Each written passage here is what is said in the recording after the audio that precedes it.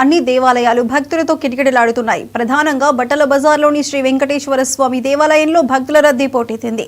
ఉదయం 3 గంటల నుండి స్వామివారి సుప్రభాత సేవతో శోభా వైభవం ఘనంగా ప్రారంభమైంది. ఇప్పటికే వెంకటేశ్వర స్వామి దేవాలయానికి చేరుకునే భక్తుల కోసం పోలీస్ అధికార యంత్రాంగం పూర్తి స్థాయిలో అప్రమత్తమైంది.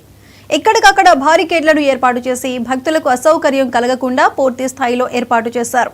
శ్రీ వెంకటేశ్వర పద్మావతి సమేత ఆండాల అమ్మవారిని దర్శించుకునేందుకు భక్తులు బారులు తీరారు.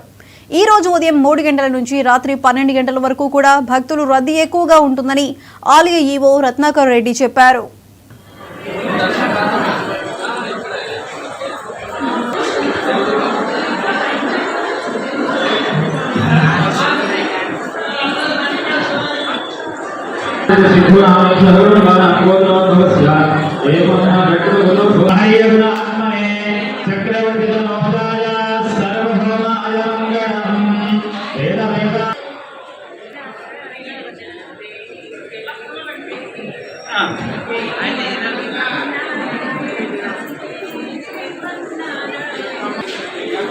అర్చన అయిన వాళ్ళు పక్కన జరగండి.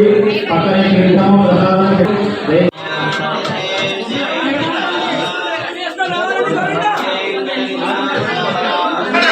దేవాలయంలో ఉదయం 3 గంటలకు సుప్రభాత సేవ, 5 గంటలకు బాలదర్శనం నిర్వహించడం జరిగింది. 5:30 నుండి 6 గంటల వరకు సహస్రనామాలతో అర్చన చేయడం జరిగింది. తదనంతరం భక్తులందరికీ కూడా అర్చనలు అధిక సంఖ్యలో పాల్గొన్నారు. స్వామివారి యొక్క అనుగ్రహాన్ని అందరూ పొందగలుగుతున్నారు.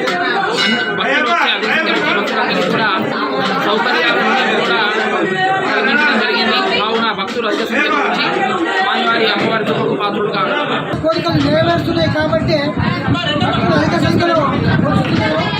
ఈ దేవాలయంలో సేవా సమితి సభ్యులు చాలా మంది పెట్టుకొని ఈ స్వామివారికి నిత్య కార్యక్రమం నిర్వహిస్తున్నారు. ఈ బ్రహ్మోత్సవాలు కానీ ఏలాంటి ఉత్సవాలు జరిగినా కూడా సేవా సమితి వాళ్ళ సహాయ సహకారంతో అంగరంగ వైభవంగా జరుగుతున్నది.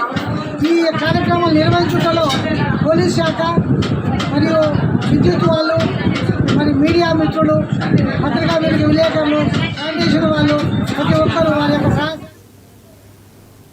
కోనసీమ జిల్లా ఆత్రేయపురం